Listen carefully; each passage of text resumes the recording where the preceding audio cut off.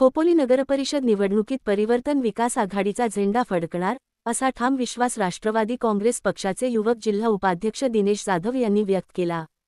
खोपोलीकरांचा मिळणारा उत्स्फूर्त प्रतिसाद आणि बदलाची इच्छा पाहता आघाडीला स्पष्ट वाढत लाभ मिळत असल्याचे त्यांनी सांगितले।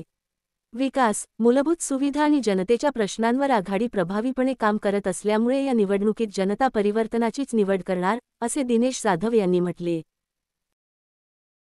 सर्वात प्रथम तुमचं पत्रकारांचं मी मनापासून आभार व्यक्त करतो।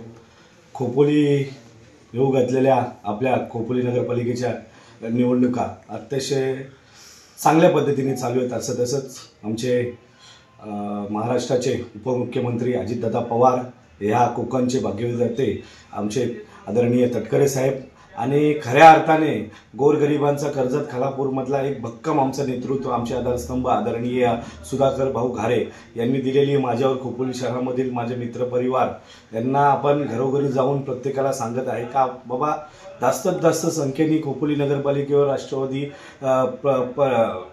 परिवर्तन विकास आघाडीचा झेंडा फडकला पाहिजे आणि जे साहेबांनी दिलेलं आपलं काम हे प्रामाणिकपणे झालं पाहिजे। वार्डामधील पण आपल्या इथं प्रतिभा देशमुख आहेत, तसेच मसूरकर साहेब आहेत, तसंच आपल्या नगराध्यक्षाला आदरणीय सुनील भाऊ पाटील आहेत, आपल्या 15 मध्ये आपल्या शोळाताई आहेत, तसेच राक्षे साहेब आहेत, तसेच 12 नंबरमध्ये माझे बंधू आहेत पंकज शेठ रुपोदे यांच्या मिसेस आहेत तन्वी साखरे त्या पण आहेत, अजून 13 नंबरमध्ये पण आहेत, 13 नंबरमध्ये अनिल गायकवाड असतील, राजन सुर्वे असतील आणि असे राष्ट्रवादीमधून उभाट्यामधून जे आलेले म्हणजे आमची परिवर्तन विकास आघाडी ही ह्याच्याशी जास्तीत जास्त खोपोलीमध्ये कशी येतील याचा प्रयत्न आम्ही करू आणि आमचा खोपोली नगरपालिकेवर परिवर्तन विकास आघाडीचा झेंडा फडकल या बाबतीत कुठलीही शंका नाही। आणि ह्या वार्डामध्ये एकदम म्हणजे पॉझिटिव्ह लोकांच्या घरोघरी जाऊन आम्ही जो प्रचार करतोय त्याबद्दल आम्हाला लोकांचा चांगला प्रतिसाद भेटतोय आमच्या गावाचा आणि सर्व लोक आमच्या सोबत आहेत त्याबद्दल काय शंकाच नाही। आणि आदरणीय सुधाकर भाऊ घारे